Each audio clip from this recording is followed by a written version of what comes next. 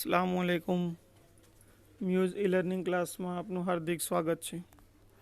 મિત્રો, આપણે લાસ્ટ લેક્ચરની અંદર તત્વયુગ્મિતિ અને તત્વયુગ્મિતીય ગણતરીઓ વિશે અભ્યાસ કરી ચૂક્યા। આજે આપણે સીમિત પ્રક્રિયક વિશે અભ્યાસ કરીશું। સીમિત એટલે થોડું, સીમિતનો મતલબ થાય થોડું, અને પ્રક્રિયક એટલે પ્રક્રિયક। એકથી વધારે પ્રક્રિયકો થી થતી રાસાયણિક પ્રક્રિયામાં કોઈપણ એક પ્રક્રિયકનું પ્રમાણ ઓછું હોય તેને સીમિત પ્રક્રિયક કહેવાય। એક્ઝામ્પલ તરીકે એમોનિયાના ઉત્પાદનની રાસાયણિક પ્રક્રિયામાં નાઇટ્રોજન અને હાઇડ્રોજન બે પ્રક્રિયકો હોય છે। એ બે પ્રક્રિયકોથી એમોનિયા ઉત્પન્ન થાય। પ્રક્રિયક બે થયા નાઇટ્રોજન અને હાઇડ્રોજન, નિપજ એક બનશે એમોનિયા। અને નિપજનો જથ્થો પ્રમાણ કેટલું બનશે તેનો આધાર એ ઓછો સીમિત પ્રક્રિયક નક્કી કરશે। સીમિત પ્રક્રિયક જેટલું હશે, જેટલા પ્રમાણમાં હશે તેટલા જ પ્રમાણમાં નિપજ ઉત્પન્ન થાય। એટલે કે એકના સાપેક્ષે બીજા પ્રક્રિયકનું પ્રમાણ ઓછું હોય તેને સીમિત પ્રક્રિયક કહેવાય, અને સીમિત પ્રક્રિયક જ નિપજનું પ્રમાણ નક્કી કરે। તો વધારાના પ્રક્રિયકનું શું થાય? સીમિત પ્રક્રિયક જેટલો બીજો પ્રક્રિયક વપરાઈ જશે અને વધારાનો જથ્થો રાસાયણિક પ્રક્રિયામાં પ્રક્રિયા પામ્યા સિવાયનો એમનામ બાકી રહેશે। એટલે કે રાસાયણિક પ્રક્રિયા દરમિયાન જે પ્રક્રિયકનું પ્રમાણ ઓછું હોય તેને સીમિત પ્રક્રિયક તરીકે ઓળખવામાં આવે છે। જોઈએ એક્ઝામ્પલ, પ્રક્રિયા A+B2 gives AB2 માં નીચેના મિશ્રણોમાં સીમિત પ્રક્રિયક હોય તો ઓળખીને બતાવો। પ્રથમમાં આપણને કીધું છે એના 300 અણુ અને બીના 200 અણુ। એ કરતાં બીની સંખ્યા કેવી છે? ઓછી, માટે બી સીમિત પ્રક્રિયક છે, એ પ્રક્રિયક વધારાનો પ્રક્રિયક થશે। 2 મોલ એ અને 3 મોલ બી, એમાં એ સીમિત પ્રક્રિયક થશે, જથ્થો ઓછો છે, અને વધારાનો પ્રક્રિયક બી થશે।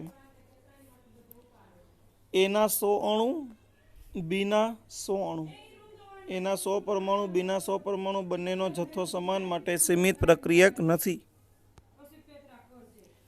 5 મોલ એ 2.5 મોલ બી, 2.5 મોલ ઓછું પ્રમાણ છે, 2.5 મોલ એટલે બી એ સીમિત પ્રક્રિયક થશે, એ વધારાનો પ્રક્રિયક થશે। 2.5 મોલ એ અને 5 મોલ બી એ સીમિત પ્રક્રિયક બનશે, બી વધારાનો પ્રક્રિયક કહેવાશે। તો મિત્રો, આ રીતે આપણે રાસાયણિક પ્રક્રિયામાં આપેલા પ્રમાણ પરથી સીમિત પ્રક્રિયક નક્કી કરી શકીએ છીએ। તો સૌપ્રથમ આપણે રાસાયણિક પ્રક્રિયા થવા માટે જરૂરી પ્રમાણ એ ગણવાનું જાણી લેવાનું। ત્યારબાદ આપણે ઉપયોગમાં લીધેલું પ્રમાણ એ જાણવાનું। બંનેની ગણતરી પરથી ઓછું પ્રમાણ હોય તેને સીમિત પ્રક્રિયક તરીકે દર્શાવવામાં આવે છે। જોઈએ એક દાખલો, રાસાયણિક સમીકરણ પ્રમાણે ડાય નાઇટ્રોજન અને ડાય હાઇડ્રોજન એકબીજા સાથે પ્રક્રિયા કરી એમોનિયા ઉત્પન્ન કરે છે। N2+3H2 gives 2NH3। તો 3 પ્રશ્ન પૂછેલા છે। પ્રશ્ન નંબર 1,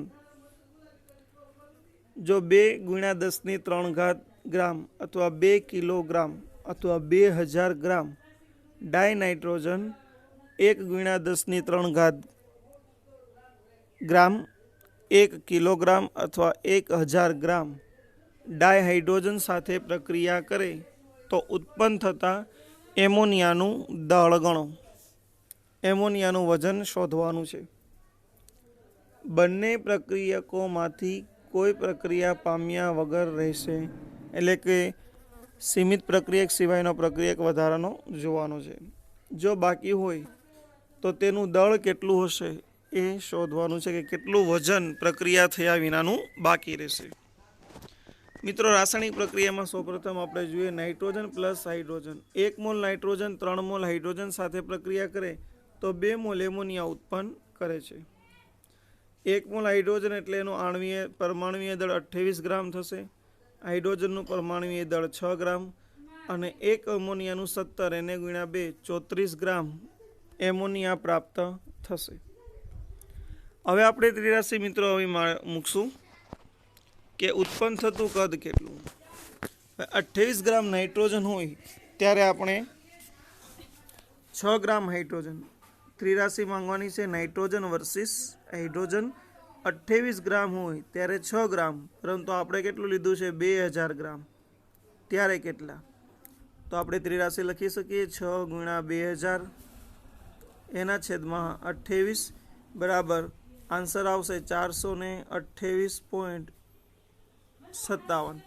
આટલો એનો આન્સર થાય. 428.57 આ આન્સર થશે. આટલા ગ્રામ હાઇડ્રોજન મળશે. આ હાઇડ્રોજનના ગ્રામ જોયા.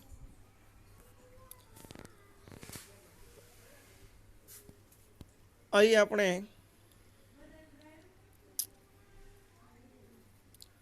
હાઇડ્રોજનના ગ્રામ 428.7 મળે છે. માટે નાઇટ્રોજન એ સીમિત પ્રક્રિયક થાય. હવે ઉત્પન્ન થતા એમોનિયાનું દળ ગણવું છે. તો એમોનિયાના દળ માટે ફરીથી આપણે ત્રિરાશી લખવાની કે 2000 ગ્રામ નાઇટ્રોજન, આપણે 28 ગ્રામ નાઇટ્રોજન લઈએ છીએ. નાઇટ્રોજનમાંથી એમોનિયા 28 ગ્રામ છે ત્યારે એમોનિયા 34 ગ્રામ પ્રાપ્ત થાય છે. પરંતુ આપણે રાસાયણિક પ્રક્રિયામાં કેટલા ગ્રામ યુઝ કર્યો છે 2000 ગ્રામ, ત્યારે કેટલા? માટે આપણે લખી શકીએ 34 એને ગુણ્યા 2000 એના છેદમાં 28 ઇઝ ઇક્વલ ટુ આપણો આન્સર થશે. અને એ આન્સર મિત્રો આપણને પ્રાપ્ત થશે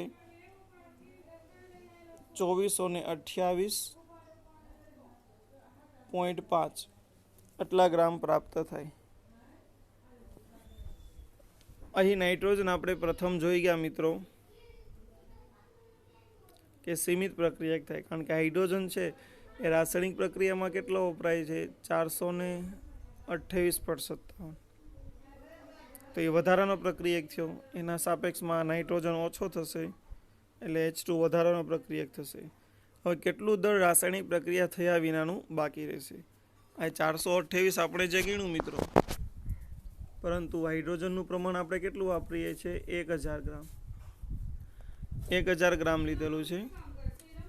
તો 1000 માંથી બાકી રહેતો પ્રક્રિયક કેટલો એ આપણે ફાઇન્ડ આઉટ કરવો છે. તો 1000 માંથી આપણે 428 એટલો વપરાઈ ગયો એ બાદ કરીએ તો 571.43 ગ્રામ હાઇડ્રોજન પ્રક્રિયા પામ્યા વિનાનો બાકી રહેશે. એટલે વધારાનો પ્રક્રિયક હાઇડ્રોજન થશે એટલો બાકી રહી. નાઇટ્રોજન જેટલો હાઇડ્રોજન વપરાઈ ગયો 428 ગ્રામ, 1000 ગ્રામ લીધેલો હતો, માટે વધારાનો પ્રક્રિયક હાઇડ્રોજન થયો. તો સીમિત પ્રક્રિયક નાઇટ્રોજન. અને 1000 ગ્રામ આપણે લીધો હતો, 428 વપરાણો, 1000 માંથી વપરાયેલું દળ બાદ કરો તો વધારાનો 571.43 ગ્રામ હાઇડ્રોજન બાકી છે, જે આપણે શોધી શક્યા. ત્યારબાદ નેક્સ્ટ એક એક્ઝામ્પલ ફરીથી જોઈએ આપણે. 50 કિલોગ્રામ નાઇટ્રોજન અને 10 કિલોગ્રામ હાઇડ્રોજનને એમોનિયા મેળવવા માટે મિશ્ર કરવામાં આવ્યા. ઉત્પાદિત થયેલા એમોનિયાની ગણતરી કરો. આ પરિસ્થિતિમાં એમોનિયાના ઉત્પાદનમાં સીમિત પ્રક્રિયકને ઓળખી બતાવો. એમોનિયાની રાસાયણિક પ્રક્રિયા લખીએ તો N2 + 3H2 gives 2NH3.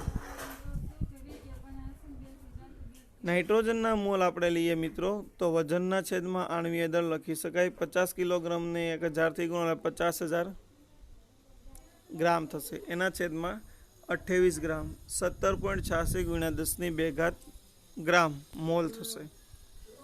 હવે હાઇડ્રોજન આપણી પાસે 10,000 ગ્રામ છે. 2.016 ડિવાઈડ કરો એ 4.96 ગુણ્યા 10⁻³ આટલા મોલ પ્રાપ્ત થશે. હવે 1 મોલ નાઇટ્રોજન સાથે 3 મોલ હાઇડ્રોજનની જરૂર પડે છે. તો 17.86 મોલ સાથે કેટલા હાઇડ્રોજનની જરૂર પડે? તો 3 ગુણ્યા 17.86 આપણે કરવા પડે મિત્રો, અને એના છેદમાં 1 મોલ હાઇડ્રોજન માટે જવાબ મળે આપણને 536.10⁻³ આટલા મોલ હાઇડ્રોજન ઉત્પન્ન થશે. આ પ્રથમ આપણે મોલ મેળવી લીધા. હવે આ પ્રક્રિયકમાં સીમિત પ્રક્રિયક કોણ થયું? તો કે હાઇડ્રોજન એ સીમિત પ્રક્રિયક થયો. 3 મોલ હાઇડ્રોજન એ 2 મોલ એમોનિયા આપે તો 4.96 ગુણ્યા 10⁻³ મોલ એ કેટલા આપશે? તો 3.30 ગુણ્યા 10⁻³ મોલ એમોનિયા આપશે. 1 મોલ એમોનિયા બરાબર 17 ગ્રામ દળ છે. તો આને ગુણ્યા એના દળથી ગુણાકાર કરો 3.30 ગુણ્યા 10⁻³ એને ગુણ્યા 17, તો એમોનિયાનું વજન આપણને મળશે 56.1 કિલોગ્રામ અથવા 56.1 ગુણ્યા 10⁻³ ગ્રામ વજન પ્રાપ્ત થાય. તો મિત્રો આગળ આપણે દ્રાવણમાં થતી પ્રક્રિયાઓ વિશે અભ્યાસ કરીશું.